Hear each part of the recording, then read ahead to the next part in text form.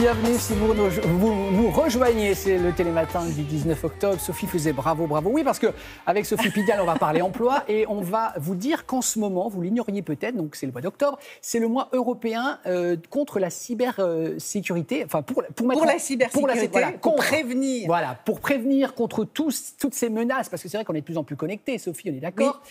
Et donc, on a de plus en plus de menaces. Donc, il y a un secteur qui recrute et qui se bat. C'est la cybersécurité. Oui, tout à fait, parce que les attaques sont menées contre les entreprises. Ok, ce sont des rançongiciels qu'on leur adresse. Ouais. Donc, effectivement, on pique leurs données et on leur donne uniquement s'il y a versement d'argent. Et puis, il y a des attaques menées contre les particuliers. C'est le chantage à la webcam. C'est l'ami qui vous envoie un mail de l'autre bout du monde en vous expliquant qu'il a besoin d'argent. Voilà. Enfin, on a tous reçu des mails de ce type-là. Donc, vraiment, il y a nécessité d'informer pour savoir comment se prémunir. D'accord. Alors, si les menaces sont plus nombreuses, ça signifie évidemment que les opportunités d'emploi dans les métiers de la cybersécurité le sont aussi. Alors, je confirme et je vous informe également du fait que les formations à ces métiers sont beaucoup plus accessibles qu'on ne l'imagine.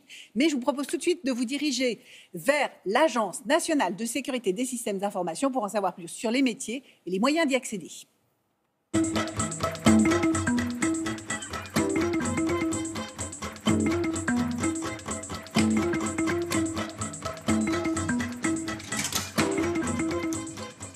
Alors, je vous emmène au cœur de l'Annecy, où travaillent nos experts pour protéger les administrations et les entreprises les plus sensibles.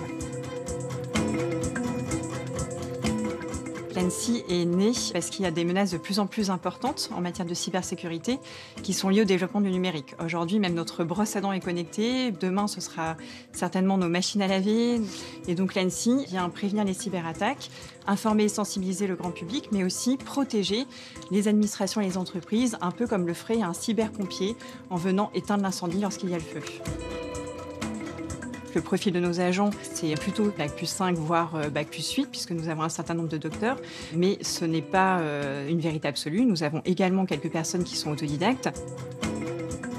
La cybersécurité, elle est présente partout, dans toutes les entreprises, toutes les administrations. Donc c'est vraiment un secteur en pleine croissance, c'est une filière d'avenir qui recrute. Les grandes écoles vont former des experts en matière de cybersécurité, mais ce n'est pas la seule voie pour arriver à ces métiers-là. Il y a la voie de l'université qui permet d'y arriver, et y compris par la voie de l'apprentissage. Nous sommes à l'IUT de Vélizy et nous formons au métier de la cybersécurité. Et nous avons des formations qui sont labellisées par l'Agence nationale de sécurité des systèmes d'information. Venez, je vais vous présenter nos étudiants. On peut rentrer chez nous dès le bac. On recrute essentiellement des bacheliers avec des compétences scientifiques ou des gens qui travaillent déjà depuis certaines années, qui sont en formation continue. Cette formation peut se faire en formation classique ou par alternance. Sur quoi vous êtes en train de travailler là ? Je configure un réseau. Je suis en première année de DUT réseau et télécommunications. Mon objectif, c'est de faire 2 années en DUT réseau télécommunications et poursuivre sur une école d'ingénieur ensuite. Pas attendu. Il faut faire ça.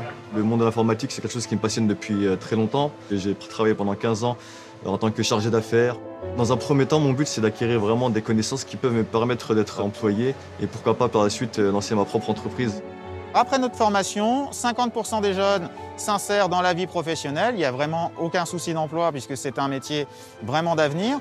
Et puis 50% vont continuer leurs études, soit en école d'ingénieur, soit en master, pour se spécialiser dans un domaine de la cybersécurité, car c'est un domaine très vaste. Sophie, concrètement, que va-t-il se passer pendant ce cybermois, le mois d'octobre ? Ce cybermois, c'est l'occasion de campagnes d'information et de sensibilisation. Moi, je vous conseille d'aller sur le site de l'Annecy. Pourquoi ? Parce que vous allez trouver une BD interactive assez amusante et ça vous mettra le doigt sur les points essentiels sur lesquels vous devez prendre des précautions. Et puis, à destination des chefs d'entreprise, cet ouvrage pour se prémunir contre les rançongiciels. Très bien, Sophie. Quand vous recevez un mail avec 10 fautes d'orthographe de quelqu'un qui est censé être votre ami... Mais maintenant, ils sont super bien faits. Oui, faites attention. Ah bon ? Ah non, maintenant, ils sont remarquablement bien faits. C'est ça la difficulté. Bon, vigilance quand même. Merci.